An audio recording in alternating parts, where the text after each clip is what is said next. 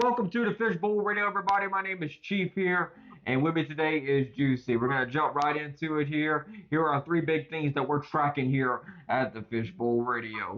First things first, coming up here, a little team out of Baton Rouge called the LSU Tigers is heading to Omaha. We will preview the matchup and look ahead to see who they might possibly face and how we think the bracket's going to phase out over this weekend and play out and see how who is going to be your national champion as we get through the next week or so here. Secondly, on our list here is we had a little bit of off-season shakeup this coming up in the last 24 hours here on the Fishbowl Radio. Stormy Kostelnick has entered a transfer portal for the Louisiana Raging Cajuns, but the Cajuns have also gained two transfers. We'll tell you who they are and where they came from. Third thing we're tracking here on the Fishbowl Radio is LSU releases their 2024 schedule. We kind of got an idea how they actually are playing out and what dates are going to be slotted and stuff. So we'll dive into that as you enjoy this ride here on the Fishbowl Radio. So first things first, let me introduce everybody to Juicy here. How you doing today, Juicy? Oh, I'm all right, man. How you doing? I'm doing pretty good here. So let's kick it off with the big elephant in the room. You already know what I'm going to be talking about here for this one here. LSU baseball is on the road here, going to Omaha, not to play for in the College World Series for our national championship here. They're going to be taking on Tennessee in their first game here, which is at June 17th at 7 o'clock Eastern time, which would be 6 o'clock Central time on ESPN. Juicy, how do you see this matchup playing out? They have played each other this season. They have played each other. LSU beat them 2 out of 3. Chase Dozier was the starter in the first game, and he's expected to be the starter Saturday night when they play, like against Paul Skeens. And Chase Dozier now has kind of gotten on his groove now since the first time they played each other back in early April, I believe. But I mean, yeah, honestly, I kind of expect it to be a low-scoring game for a while with the 2-8 going at it. I mean, LSU's offense, I think, will probably figure out Dozier faster than Tennessee's offense will get it together on schemes. So, I mean, I do think LSU will end up beating Tennessee, but I do think it'll be a good game for a while. Yeah, I think I agree with you that there. Tennessee won their super regional against Southern Miss. They were in Hattiesburg for that one there. So the way this bracket's paired up here, so whoever wins this game is going to meet up with either Wake Forest or Stanford. I think that's something we kind of got to look forward to here. And Stanford beat Texas on a missed fly ball in the outfield. That was a heartbreaking watch. The way to lose for Texas there. Wake Forest was just dominant in their super regional. LSU, they're going to throw Skeens in this first game. Now, granted, you're going to have to throw your ace because you want to make sure you stay in the winner's bracket. This is why it's important to have a very capable number 2 guy at least whenever you play that in that winner's bracket because Number 2 guy, so. so we're gonna see what top Floyd's made of. Like usually the cream rises to the top at this time of year. So LSU. He's not. I mean, he's not terrible, but when he's on, he's on. When he's not, it's kind of a struggle. Well, they're gonna need him to be on when if they play either playing Wake Forest or Stanford. But I think here's how I think this bracket number 2 is gonna play out here. So granted, in bracket number 1, if you're interested in knowing that here, we won't have to worry about this bracket till later on, which will be at least like a next week at least when you're playing in the finals with each other here. So you got TCU and Oral Roberts, Florida and Virginia. That's the first dates of games that's gonna be played. Bracket 2 plays the second day, which is the Saturday. They'll kick it off Friday. So TCU and Oral Roberts. Oral Roberts is definitely like I would say the sentimental favorite because it's a small school. People like cheering for small schools anyway. Oral Roberts has made some history here during this tournament run, so I'm hoping they do continue their success in the College World Series. They're definitely my sentimental favorite here out of all these teams here for sure. You like seeing a small guy succeed, but I do think TCU will State's beat. the only number 4 seed to ever win a national title. Yeah, I mean like but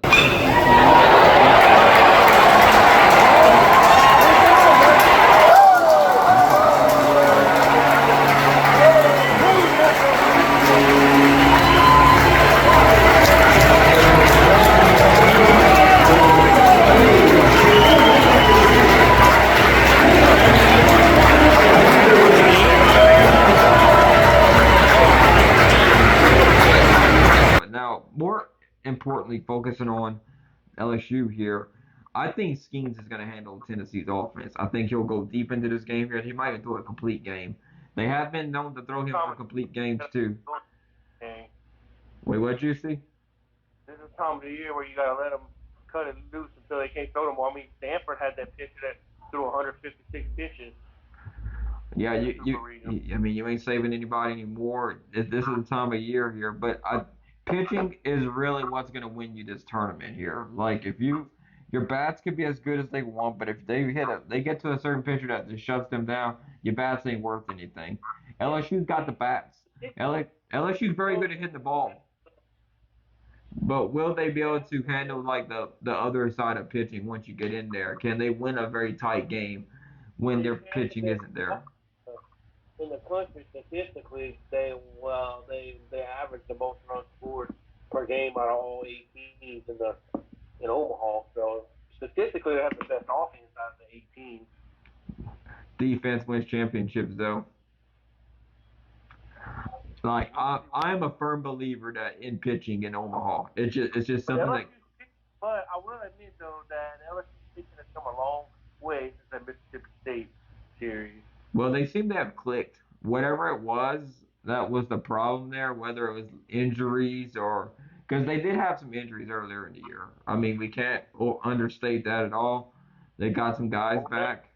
They picked the right time of the year to get it together. So I think LSU beats Tennessee. I think they go to the winners bracket, and Floyd's gonna be probably facing. If I had to predict between Wake Forest and Stanford, I think Wake Forest. I just don't see Stanford beating Wake Forest. Wake Forest is on a tear here.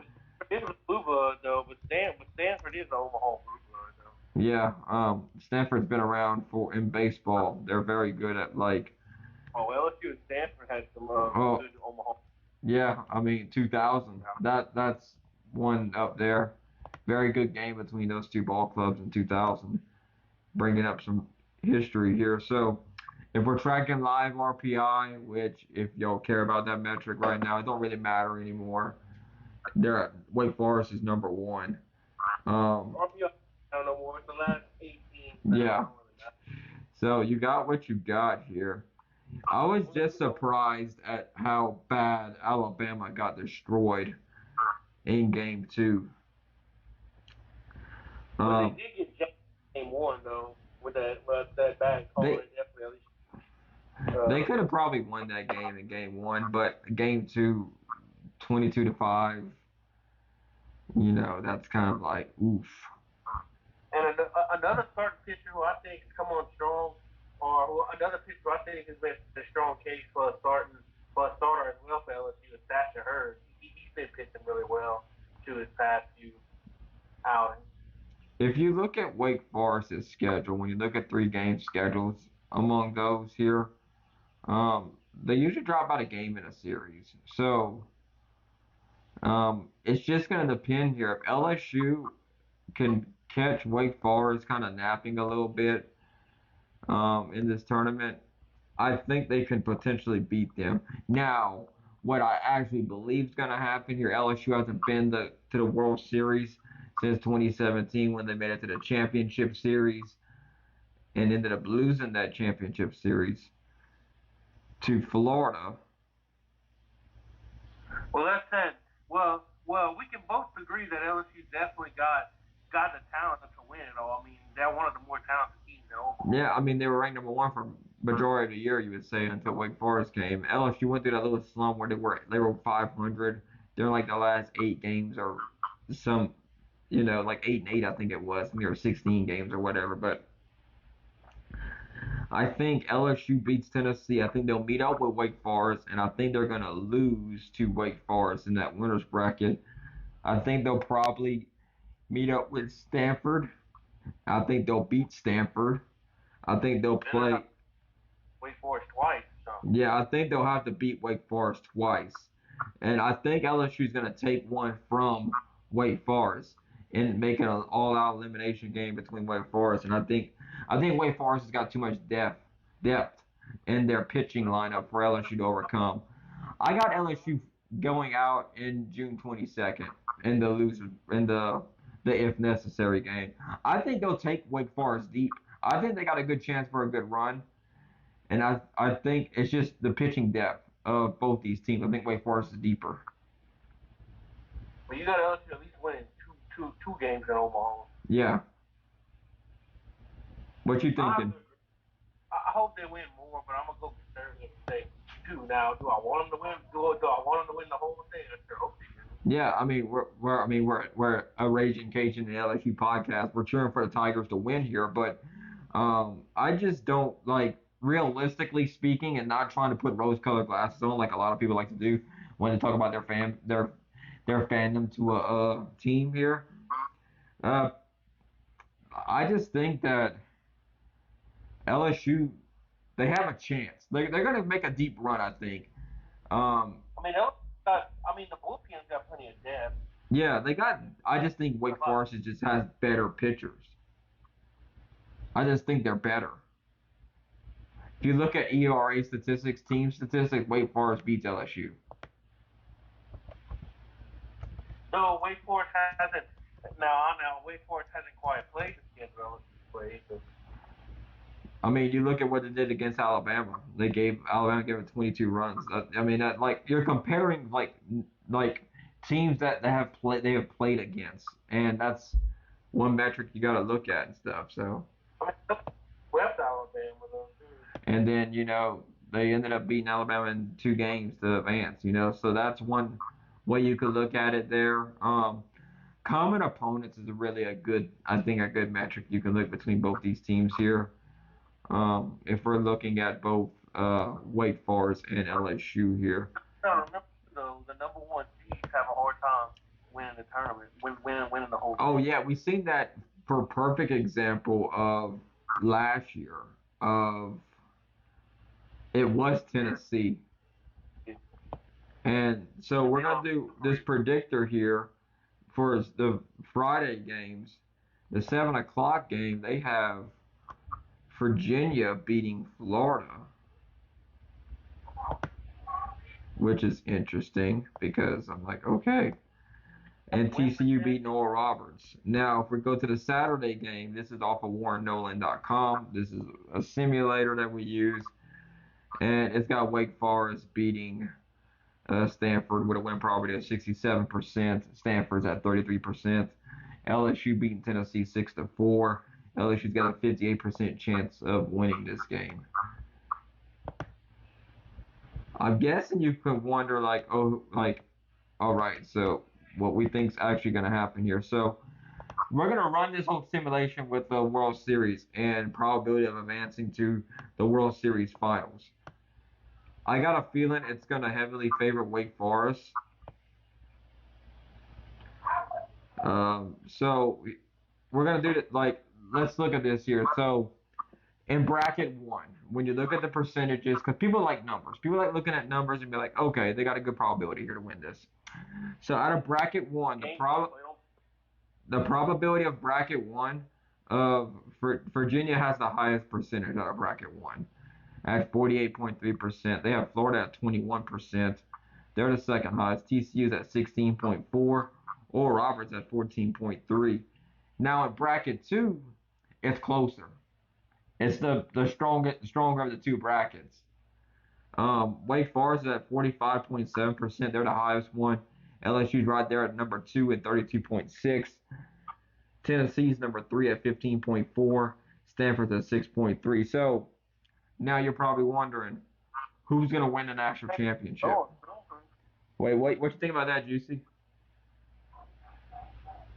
Wait, repeat that? What do you think about that, Juicy? Like the probability? They don't even give a double digit chance. But the rest of it, I think, is fair. I mean, Wake Forest obviously being the number 1 seed is going to be the heavy favorite. Yeah. I think odds like them if you're computing all that stuff in here. So the probability of a national champion. Okay, so we've seen some of these probabilities change. Okay, so we'll keep this updated here and see. I'll probably end up posting this on Facebook just to see what people think and get their opinions here. Because I mean, it's a good conversation to have. Like what you think here. Um, so here's how the probabilities shake out for like who you think is going to win national championship. So Stanford has the lowest at 3.4%. Oral Roberts is at 7.3%. Tennessee's at 8.2%. TCU's at 8.8%. Florida's at 9.7%. LSU's at 16.3%. Virginia's at number 2 with 21.2%. And Wake Forest at 25.1%. Now, all this can change, obviously, as we actually get actual like results in this tournament here. This is probably going off your strength of schedule and your RPI and how well you handle yourself in the tournament. The tournaments of NCAA regionals and super regionals and that kind of thing here. So live RPI tracker here. I guarantee you, well, LSU was 5. They're at number 3 right now. Kentucky was number 2. So, like I said, Kentucky's eliminated. They lost to LSU. But they got the number 1 strength of schedule, number 1 non-conference RPI. Wake Forest, non-conference strength of schedule is 92, but their strength of schedule is 32. LSU's at 14. LSU's played tougher opponents. So has Florida. So, like, we'll find out what these teams are made of here. Wake Forest's quarter 1 wins is 22-6. LSU's is 21-12. LSU's definitely played more quality opponents than Wake Forest. You cannot deny that. So, what you said, Juicy? That's what my point was earlier about Wake Forest hasn't played the schedule LSU played though. We're gonna see what everybody's made of at some point, though. But it's Omaha, none of that matters. You throw it out. Yeah, throw that out of the water. Literally, I've said this before every single week. I keep repeating myself. It's all about getting hot at the right time. If you're peaking right now and you're the hottest team going into Omaha, you'll probably win the whole entire thing because it just doesn't matter. Look at Ole Miss last year. Who do you think the hottest team right now going in Omaha? I mean, Stanford kind of struggled getting in here. Part of me wants to say, based on what I think it's Wake Forest. I think Wake Forest is playing the best ball right now. Granted, is that because of their competition level? LSU had an easy regional. We can't deny that at all. Besides, I think Wake Forest is the hottest team right now. But I really think LSU is the hottest team going into the tournament. What makes you say that? Because they beat Kentucky? They will, not just to beat Kentucky, but the way they dominated Kentucky the first game, they beat them 14-0. I'm not saying LSU isn't hot, but I just think Wake Forest. Like, I mean, I can make the same argument with Wake Forest beating Alabama 22-5. Well, we can probably split it up into probably the 2 hottest teams right now. Probably be Wake Forest and LSU. Yeah, I like either way. Bracket 2 is gonna be a bloodbath. If you make it through there, I think your national champion's probably coming through that bracket. I don't think Virginia or anybody on bracket 1 is gonna take it because I think if you win this bracket in bracket 2, you probably are gonna win national championship because that is the tougher bracket, and if you're gonna be more battle tested for sure. I do see Florida beating Virginia though. That's where we kind of differ with the predictor and stuff. Anyway, let's switch gears now and let's talk about some off-season news with the Raising Caden softball program. Stormy Kostelnick has entered the transfer portal. We don't know where she's going at this time here on the Fishbowl, but we'll let y'all know once she makes a decision on where she's going here. But, she kind of sat the bench. She played a couple of times, kind of subbing in and out whenever they needed a nice clinch hit. She was a good player. I'm kind of surprised she didn't hit the transfer portal sooner. She deserves to start somewhere. She's going to get playing time somewhere. So, best of luck to her. But uh, the Cajuns have three pitchers basically leaving with Carly Heath. Even though she was mostly in right field, she would come in and pitch every now and then. So she's kind of a dual threat player, which um, the Cajuns have gotten somebody that has that dual threat capability as well here. So so if you look at, I'm trying to make sure I got everything correct here. So let's see here.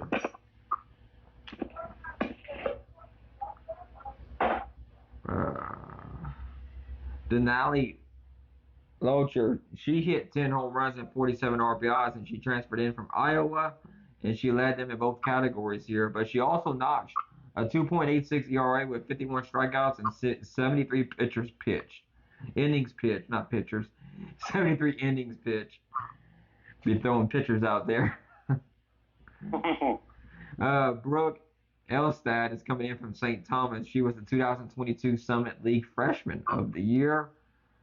And she's got a career batting average of 404, has 12 home runs and 64 career RBIs. So they're getting some talent in here in the Sun Belt. And, getting a 2 and losing 1 is not really too bad for the Cajuns here. You got somebody to replace Heath and maybe fill that void for the Cajuns with her leaving, graduating, obviously. And, they got Megan Shortman also graduated as well here. Stormy Kostelnick here. She batted .323. They're going to miss her. She has 16 home runs, 79 RBIs, 19 doubles, and 68 runs scored. So she could swing the bat very well for this team. The Cajuns are going to miss her for sure in that lineup. And, it was good for her, Like, she wants to get playing time, get her the best opportunity.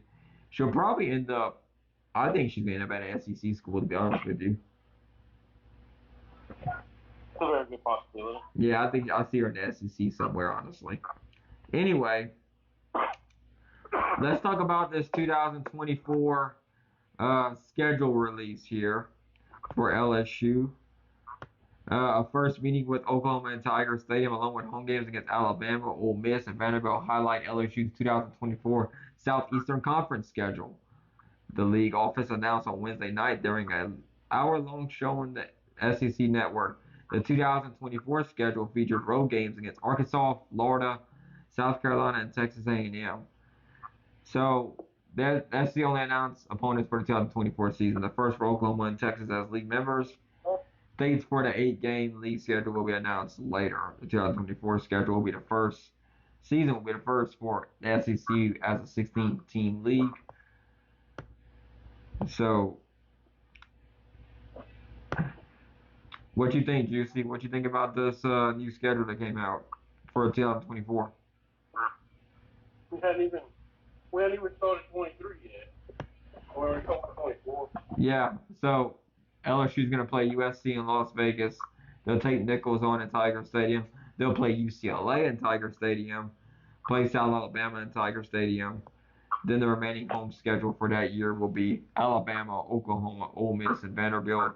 Remaining road schedule is Arkansas, Florida, South Carolina, and Texas A&M. So,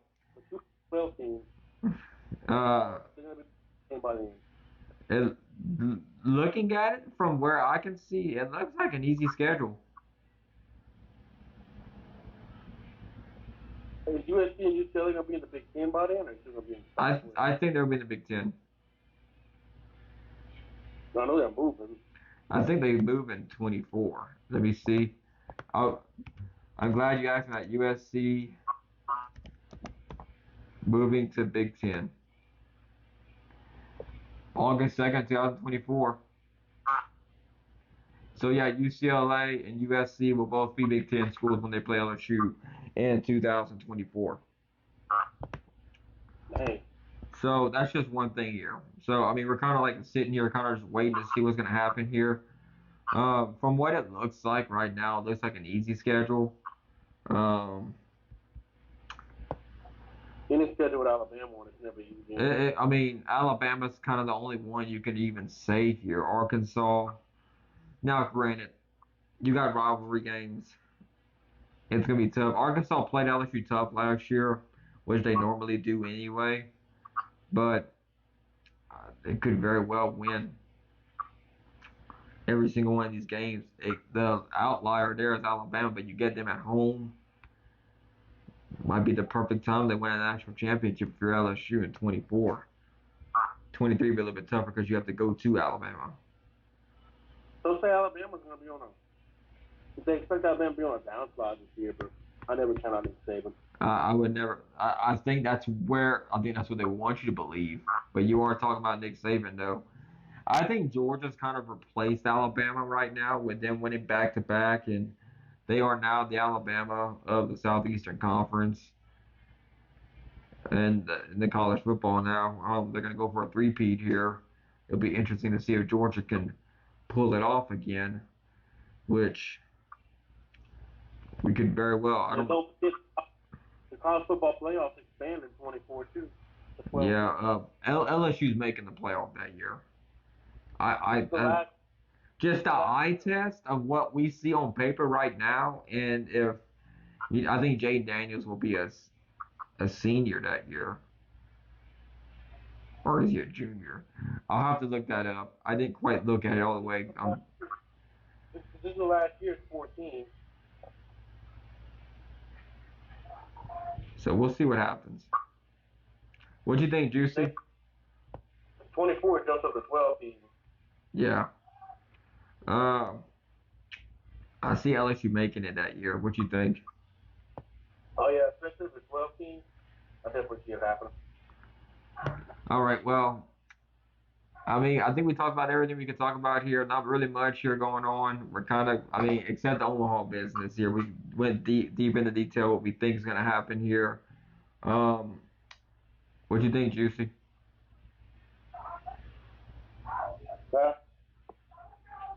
Pretty much what we said. Yeah. What you? Anything else you want to add before we get off here? Well, no, I think I'm good. All right. Thank you all for tuning into the Fishbowl Radio. We'll see y'all next week here, and we may have a national champion crown by then. So I think we will, because the last game in that series here, June 26th, if necessary. Well, no, we'll be in the championship series. We'll be in there. So we'll see who wins the college baseball national championship here, the College World Series final. So we'll see if LSU makes it to that. So keep it tuned to all our social media network that we have going on here. We're all over the place. You can find, if you can't find us, there's something wrong with your system, because we're there. We're there on Facebook. We're on Twitter, Instagram, YouTube, and TikTok. We're constantly posting updates here. So we'll see what happens. Thank y'all for tuning in. Hope you have a great and wonderful week. We'll see y'all later. Fishbowl Nation. In the famous